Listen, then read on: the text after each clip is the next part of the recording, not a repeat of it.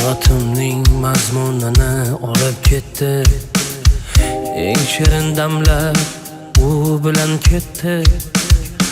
Oxir mana bugun niyatiga yetdi. Ketdi.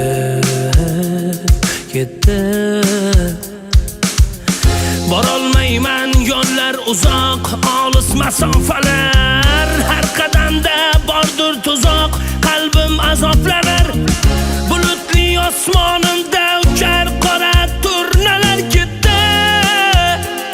Ketdi.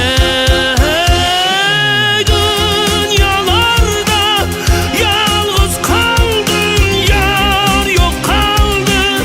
Cho'qsiz yondim, qora bulutlar arasida qoldim men.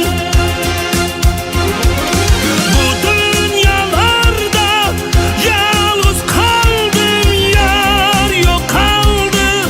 Cho'qsiz yondim, qora bulutlar arasida qoldim men.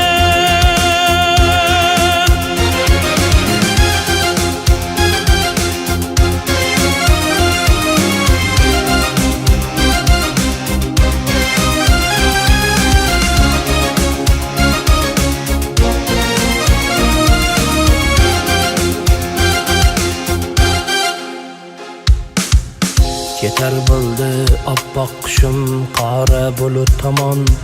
Izlari yo'q joylardan izlarman hamon. U menga, men unga bo'ldikmi armon.